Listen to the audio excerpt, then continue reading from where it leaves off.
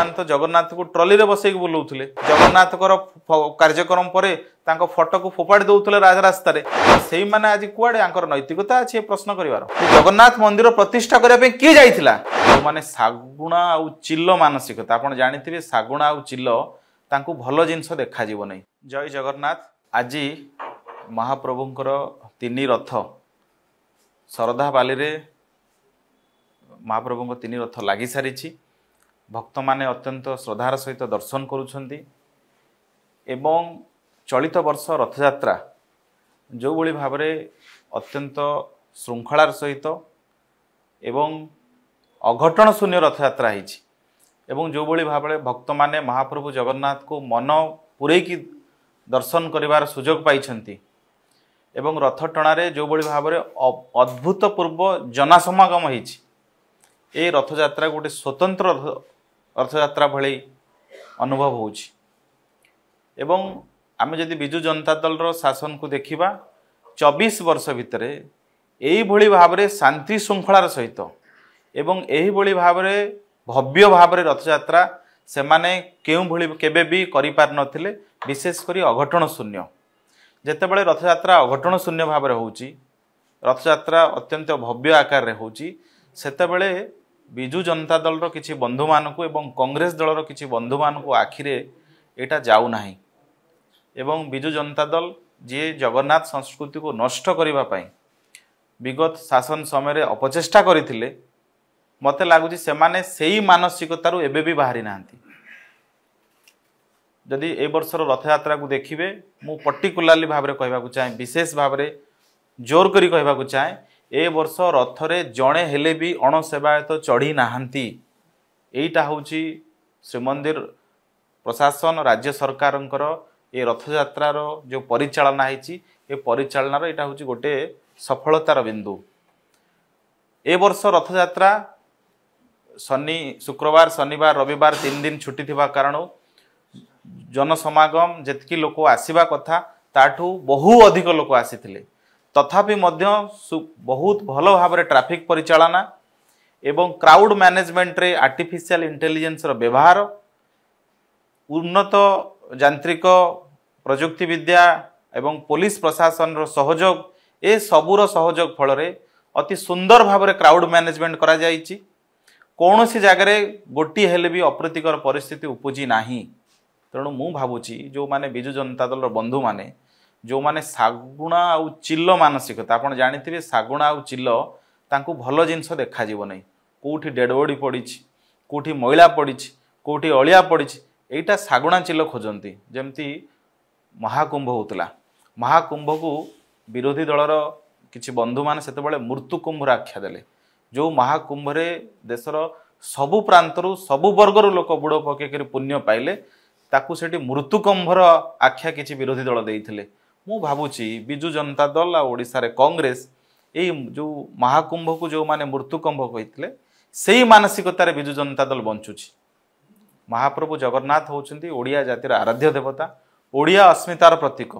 ଆଙ୍କୁ ନେଇକି ଯିଏ ବି ଯେତେବେଳେ ରାଜନୀତି କରିଛି, ସିଏ ତାର ଭୋଗ ପାଇଛି, ତାର ପରିଣାମ ପାଇଛି। ବିଜୁ ଜନତା ଦଳ ଯେଉଁ ଅରୁଣ ସାହୁ ଆଜି କହୁଥିଲେ, ଅନେକ ମିଥ୍ୟା ଅଭିଯୋଗ ଆଣିଲେ, ସେ ଅରୁଣ ସାହୁ ମୁଁ ଖାଲି ମନେ ପକାଇ ଦେବାକୁ ଚାହେଁ, ଯେତେବେଳେ ବ୍ରହ୍ମ ପରିବର୍ତ୍ତନ ହେଉଥିଲା, ନିଜେ ଅରୁଣ ସାହୁ ତ ଆଇନ ମନ୍ତ୍ରୀ ଥିଲେ। ତାଙ୍କର କେଉଁ ଫଟୋ ଭାଇରାଲ ହେଉଥିଲା? ଦାରୁ ଶଗଡ଼ରେ ବସିକରି ଫଟୋ ସୁଟ୍ କରୁଥିବାର ଫଟୋ ଭାଇରାଲ ହେଇଥିଲା। ଯେତେବେଳେ ବ୍ରହ୍ମ ଦାରୁ ଖୋଜିବା ପାଇଁ ଯାଇଥିଲେ, ଅନନ୍ତ ଶୟନ ମୁଦ୍ରାରେ ମହାପ୍ରଭୁ ଜଗନ୍ନାଥଙ୍କର ସେବାୟତ ମାନଙ୍କ ସାଙ୍ଗରେ ବସିଥିଲେ। କେଉଁ ସେବାୟତ?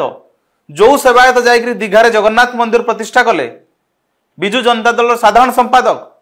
ଆଜି ସାରା ଓଡ଼ିଶା ମନରେ ଉଦ୍ବେଗ ଯେ ଦୀଘାକୁ କାହିଁକି ଜଗନ୍ନାଥ ଧାମର ମମତା ବାନାର୍ଜୀ ଯେଉଁ କହୁଛନ୍ତି, ଏ ମାନ୍ୟତାକୁ ନେଇକରି ଓଡ଼ିଆବାସୀ ଲୋକଙ୍କ ମନରେ ମନ ଦୁଃଖ ଅଛି, ଓଡ଼ିଆ ଲୋକଙ୍କ ମନରେ ଦୁଃଖ ଅଛି। କିନ୍ତୁ ସେଠି ଯେ ଜଗନ୍ନାଥ ମନ୍ଦିର ପ୍ରତିଷ୍ଠା କରିବା ପାଇଁ କିଏ ଯାଇଥିଲା? ବିଜୁ ଜନତା ଦଳର ସାଧାରଣ ସମ୍ପାଦକ ଯାଇଥିଲେ। ତା ଉପରେ ଅରୁଣ ସାହୁ ମୁହଁ ଖୋଲନ୍ତୁ। ଅରୁଣ ବାବୁଙ୍କର ତ ସେ ମହାଶୟଙ୍କ ସହିତ ବହୁତ ଭଲ ସମ୍ପର୍କ। ଅନନ୍ତ ଶୟନ ମୁଦ୍ରାରେ ଫଟୋ ଛାଡୁଥିଲେ ବ୍ରହ୍ମ ବିଭ୍ରାଟ ବେଳେ। ବିଜୁ ଜନତା ଦଳ ସେ ପ୍ରସଙ୍ଗରେ କାହିଁକି ଚୁପ୍ ଅଛି? ବହୁତ ଅତୀତକୁ ଯିବାକୁ ଆମର ଇଚ୍ଛା ନାହିଁ, କିନ୍ତୁ ପରିସ୍ଥିତି ବାଧ୍ୟ କରୁଛି। ବ୍ରହ୍ମ ବିଭ୍ରାଟ କାହା ସମୟରେ ହେଇଥିଲା? रत्न भंडार चाबी कहा समय हजिला किए कौ विजु जनता दल सरकार समय रत्न भंडार खोलिबा पाई कहीं से डरुले कहीं भारतीय जनता पार्टी जो सरकार निष्पत्ति जो निष्पत्ति आम 2 मास भीतर नहीं गलु से निष्पत्ति बीजेडी को नवापाई 10 वर्ष कहीं लगिला नहीं भी पार्लेनी कौन भय थिला तार उत्तर विजु जनता दल पाखे अच्छी आपण जानिथिबे अनेक वर्ष रथयात्रा समय अघटन होईची पूर्व वर्ष मानकरे एपरिक 2 दिन रे मध्य शरदा भाली रथ लगी ना तृतीय दिन नंदीघोष रथ सकाळु टणा होईची एभली नजर विजु जनता दल सरकार समय अच्छी शंकराचार्य थरे कहले मु रथ को चढ़ी ना यहीटा बीजेडी सरकार समय होता भारतीय जनता पार्टी सरकार समय नुहे जो जगन्नाथ संस्कृति जो अविच्छेद्य अंग थिला मठ गुड़िक ताकू कौ सरकार समय भंगा गला बीजेडी सरकार समय मठ मंदिर उपरे बुलडोजर चला जाइथिला ना नाई सेतबेले कुआड जाइथिले बाबू माने जो माने आज आसिकरी पार्टी करुछंती नवीन बाबू गोटे वार्ता जारी करछंती सोशल मीडिया रे ये सही नवीन बाबू जहाँ को 12 वर्ष लगी महाप्रभु जगन्नाथ खंडुआ पाट बेकरे पकाइबा मुख्यमंत्री होवार आम मुख्यमंत्री तो संध्या पर्यंत पुरी रे उपस्थित रही रथ टणार तदारख कले केंद्र मंत्री धर्मेंद्र प्रधान निजे उपस्थित थिले रथ टणार किभली सुरखुरे हबो आईन मंत्री गता मासे हेलाणी प्रतिदिन जाउछंती पुरी को आज भी अछंती पुरी रे तेणु सरकार ये बीजेडी सरकार भली आमे ऑफिसर मान को ऊपर आउटसोर्स कर देई नाहु आम सरकार मंत्री माने केंद्र मंत्री मुख्यमंत्री आईन मंत्री समस्ते जाइगिरी पुरी रे रथयात्रा किभली सुरखुरे हबो एवं सुरखुरे हेइची आपण देखंतु गणमाध्यम रे देखंतु पुरी आज अपूर्व जनसमागम अति सुरखुरे कालिया ठाकुर को दर्शन करूछंती तेणु जो बंधु माने बीजेडी रो एभली कथा कहउछंती मु तो बेले बेले भाबे जो भक्त बलराम दास को पई जेतले बाली रथ करथिले महाप्रभु जगन्नाथ को रथ अटकी जाइथिला यदि सेते बेले होय तो बिजु जनता दल विरोधी दल रे थांता सी पचार था बलराम दास किए सी सेतबेले बोधे राजा को प्रश्न कर दी था कहीं रथ अटकी गला तेणु ये कालिया ठाकुर लीला महाप्रभु जगन्नाथ ऐश्वर्य रूप से मानवीय लीला करती एक समस्ते जानती गजपति महाराज निजे कहते अनेक थर जे सबू महाप्रभु कालिया ठाकुर इच्छा तेणु जगन्नाथ संस्कृति जगन्नाथ धर्म परंपरा विश्वास उपरे जो मानकर विश्वास नहीं जो माने सागुणा चिल भलिया अघटन खोजती जो माने महाप्रभु जगन्नाथ को लेकिन राजनीति करती से मानक मुखर केवल एभली कथा शुणा जाई परिबो एई बिजु जनता दल सरकार समय 12 मिसा उषुना चाउल रे महाप्रसाद करा जाइथिला ना नाई कामिया जानी जी जने बीफ गोमांसर प्रचार प्रसार करुथिले तांकू आनिकिरी से भिके पांड्यान बाबू महाप्रभु जगन्नाथ अभड़ा आ परिक्रमा प्रकल्पर प्रचार प्रसार कराउथिले ना नाई ते कुआड जाइथिला बिजु जनता दल एते जगन्नाथ संस्कृति एते जगन्नाथ पई उद्वेग तेणु चलित वर्षर रथयात्रा ओडिशा पई गौरव आनीची महाप्रभु जगन्नाथ रथयात्रा को जो भाव में सारा विश्वर भक्त मैंने आसी अति विपुल जनसमागम होती जो भाव में अघटन शून्य रथयात्रा होती से राज्य सरकार को धन्यवाद सारा ओडिशावासी सहयोग यह संभव होती जो बंधु माने जो माने राजनीति करुछंती सबु कथारे तांकु अघटन देखा जाउची सेमान को महाप्रभु जगन्नाथ सद्बुद्धि दियंतु सेमाने तांको मानसिकतार परिवर्तन आणंतु एवं बाकी रहिला जे अरुण साहू महोदय कहते जे कुआडे भारतीय जनता पार्टी कार्यकर्ता को पास दी जाइछि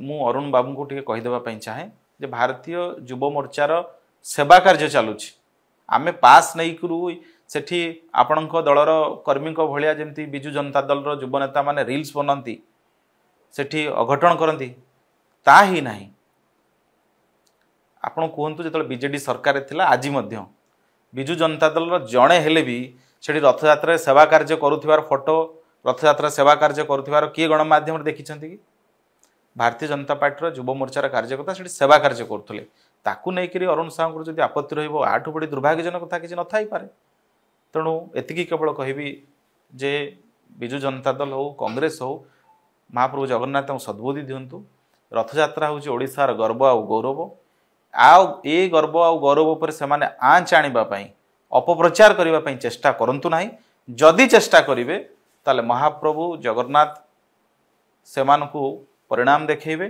सारा ओडिशा लोक से उचित शास्ति देवे देखो किए आसब न आसब पुरी रथयात्रा कौन से व्यक्ति विशेष किसी हुए ना मु तो बरम कहबी एक आपण मैंने से देखते विजु जनता दल सरकार समय नवीन बाबू नवीन निवास रु बाहरी नथिबे पुरी रे पहुंची नथिबे सेथिपाई रथयात्रा छेरा पहरा अटका जाइछि। नवीन पट्टनायक जितेबाला पुरी रे पहुंची नाहांती डेरी रे पहुंचबे बोली छेरा पहरा अटका जाइछि। आम सरकार समय से परंपरा आम केबे भी प्रश्रय देबु नाही। बाकी रहिला अदानी अंबानी आगे नवीन बाबू कोठी ट्रीटमेंट होउंती 24 वर्ष सरकार रहिले एससीबी मेडिकल पर वर्ल्ड क्लास बनैथिले गलेनी कहीं अंबानी हॉस्पिटल को गले। तेणु ये कौन सी व्यक्ति को लेकर आणिकी महाप्रभु जगन्नाथ का ठिया करवा ये गोटे निम्न मानसिकतार परिचय।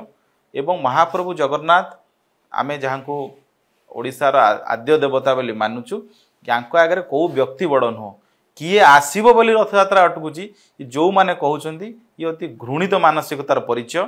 बाकी रहा गतकाली जो कथा आप कहते सरकार स्पष्ट कर परंपरा रथ अल्प बाट गढ़ी आज सकाଳେ रथ टणाला और एक कथा प्रथम थर घटी ना अनेक थर घटी। तेणु आज आप देखु जो भाई भाव में शरधा बाली तीन रथ दंडायमान होती सठिक समय लगी ये तो प्रमाणित करुचे वर्ष रथयात्रा अति सफलतार सहित सुरुखुरु रही। तेणु आम महाप्रभु जगन्नाथ पाखे प्रार्थना करवा बाकी समय जो बाहुड़ा अच्छी सुनावेश अच्छी नीलाद्री विजय अच्छी पूरा प्रशासन लगी ओडिशावासी सरकार सागर सहयोग करुँच रथयात्रा सुरुखुरु रहू।